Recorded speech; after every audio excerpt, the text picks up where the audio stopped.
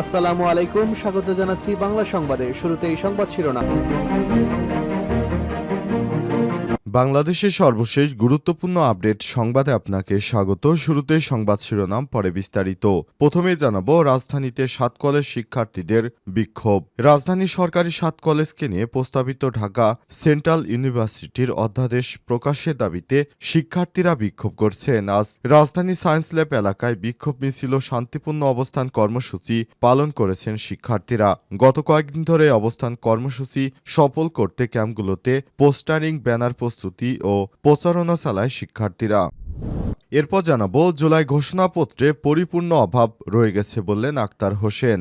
আমরা জুলাই ঘোষণাপত্র পেলাম যেখানে পরিপূর্ণতার অভাব রয়ে গেছে বলে মন্তব্য করেছেন জাতীয় নাগরিক পার্টি এনসিপির সদস্য সচিব আক্তার হোসেন। আজ নাগরিক পার্টি এনসিপির কেন্দ্রীয় কার্যালয়ে এক সংবাদ সম্মেলনে জুলাই ঘোষণাপত্র এবং প্রধান উপদেষ্টার ভাষণ নিয়ে প্রতিক্রিয়া জানাতে গিয়ে এ কথা বলেছেন তিনি। এদিকে জুলাই সনদের ভিত্তিতেই নির্বাচন চায় জামাত। জাতীয় সংসদ নির্বাচন জুলাই সনদের ভিত্তিতে হতে হবে বলে দাবি জানিয়েছে বাংলাদেশ জামাত ইসলাম। একই সঙ্গে ফেব্রুয়ারিতে সংসদ নির্বাচনকে ইতিবাচক হিসেবে দেখছে সংগঠনটি। এদিকে জাতীয় পার্টির নতুন মোড়, ভারপ্রাপ্ত চেয়ারম্যান হলেন আনিসুল ইসলাম। জাতীয় পার্টির সিনিয়র কো চেয়ারম্যান আনিসুল ইসলাম মাহমুদকে দলের ভারপ্রাপ্ত চেয়ারম্যান হিসেবে নতুন মেরুকরণ করা হয়েছে। দ্বাদশ জাতীয় সংসদ নির্বাচনের পর থেকে জিএম কাদের যাদের বহিষ্কার করেছিলেন তাদের সবার বহিষ্কার আদেশ প্রত্যাহার করে শপথে পুনর্বহাল করার সিদ্ধান্ত নেওয়া হয়েছে। এবং সর্বশেষ জানাবো বিএনপিকে নেতৃত্বশূন্য করতে ধ্বংস করতে চেয়েছিল আওয়ামী লীগ বললেন মির্জা ফখরুল। বিএনপির মহাসচিব মির্জা ফখরুল ইসলাম আলমগীর বলেছেন, বিএনপিকে নেতৃত্বশূন্য করে ধ্বংস করতে চেয়েছিল আওয়ামী লীগ। দীর্ঘ 16 বছর দেশের মানুষ এক ভয়াবহ ফ্যাসিস্ট সরকারের বিরুদ্ধে লড়াই করেছে, সংগ্রাম করেছে, প্রাণ দিয়েছে, শহীদ হয়েছে, আহত হয়েছে, গুম খুন হয়েছে। গণতন্ত্র উদ্ধারের জন্য ফ্যাসিস্ট হাসিনা সরকার পরিকল্পিতভাবে এদেশের মানুষের ভোটাধিকার কেড়ে নিয়েছে। প্রিয় দর্শক, এতক্ষণ শুনছিলেন সংবাদ শিরোনাম, এবারে বিস্তারিত। তবে তার আগে বন্ধুরা অনুরোধ থাকবে সংবাদটিতে একটি লাইক দিন। এই চ্যানেলে আপনি নতুন হয়ে থাকলে আমাদের সংবাদটি দেখতে দেখতে চ্যানেলটি সাবস্ক্রাইব করে রাখুন। কমেন্ট করে বন্ধুরা আপনার মূল্যবান মতামত জানিয়ে দিন আপনি বিশ্বের কোন দেশ থেকে বা বাংলাদেশের কোন স্থান থেকে আমাদের সংবাদটি দেখছেন এবং শুনছেন। আর বন্ধুরা, এই সংবাদটি আপনার সোশ্যাল মিডিয়া ফেসবুকে শেয়ার করে বন্ধুদেরও দেখার সুযোগ করে দিন। আর বন্ধুরা, কমেন্ট করে জানিয়ে দিন আপনি বাংলাদেশের কোন জায়গা থেকে আমাদের সংবাদটি দেখছেন এবং শুনছেন। এবারে বিস্তারিত। রাজধানীতে 7 কলেজের শিক্ষার্থীদের বিক্ষোভ। রাজধানীর সরকারি 7 কলেজকে নিয়ে প্রস্তাবিত ঢাকা সেন্ট্রাল ইউনিভার্সিটির অধ্যাদেশ প্রকাশের দাবিতে শিক্ষার্থীরা বিক্ষোভ করছেন। আজ রাজধানীর সায়েন্স ল্যাব এলাকায় বিক্ষোভ মিছিল, শান্তিপূর্ণ অবস্থান কর্মসূচি পালন করেন শিক্ষার্থীরা। গত কয়েকদিন ধরে এই অবস্থান কর্মসূচি সফল করতে ক্যাম্পাসগুলিতে পোস্টারিং, ব্যানার প্রস্তুতি, প্রচারণা চালান শিক্ষার্থীরা বলছেন, অধিভুক্ত একটি বৈষম্যমূলক ও অবমাননাকর শব্দ।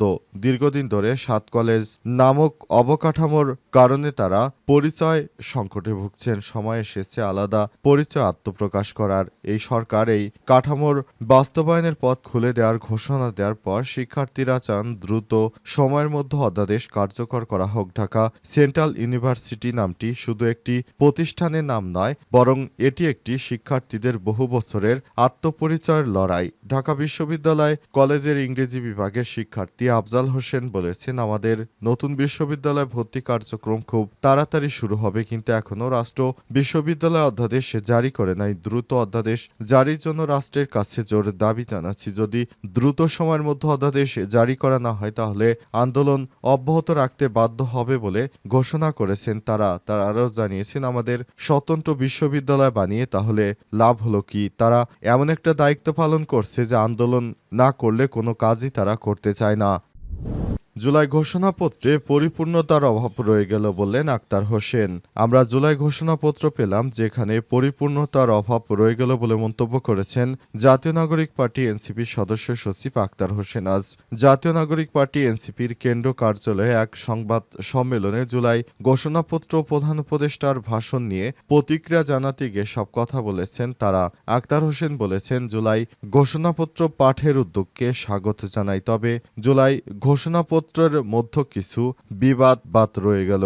এটা পরিপূর্ণতা পায়নি। ঘোষণাপত্রে আরও পরিপূর্ণতা পাওয়ার জন্য আমরা কিছু বিষয়ে সরকারের কাছে আবেদন করেছিলাম, তবে সেগুলো অন্তর্ভুক্ত করা হয়নি। তিনি আরও বলেন, জুলাই ঘোষণাপত্রে ৪৭কে উল্লেখ করা হয়নি। শহীদের সংখ্যা কম দেখানো হয়েছে, প্রায় ১,০০০ বলা হয়েছে, তবে জাতিসংঘের রিপোর্টে ১,৪০০ এর উপরে রয়েছে। সরকার প্রকৃত নিহতের সংখ্যা সরকার নির্ণয় করতে ব্যর্থ হয়েছে, এটা ঘোষণাপত্রের মাধ্যমে প্রকাশ পায়। এই এনসিপি নেতা আরও বলেছেন, পিলখানা হত্যাকাণ্ড, শাপলা চত্বর হত্যাকাণ্ড, ২০১৮ সালের কোটা সংস্কার আন্দোলন, মোদি বিরোধী আন্দোলন ও ব্যাট কমানোর আন্দোলনের মতো গুরুত্বপূর্ণ ঘটনাগুলো সুনির্দিষ্ট উল্লেখ করা উচিত ছিল বলে আমরা মনে করি। এর আগে মঙ্গলবার রাজধানীর মানিক মিয়া অ্যাভিনিউতে ৩৬ জুলাই উদযাপন শীর্ষক অনুষ্ঠানে জুলাই ঘোষণাপত্র পাঠ করেন অন্তর্বর্তীকালীন সরকার, কিন্তু শিক্ষার্থীদের মনের মতো করে সেই সনদটি হয়নি বলে তারা অভিযোগ করেছে। সনদটি শুধুমাত্র বিএনপির মনোপূর্ত হয়েছে এমনটা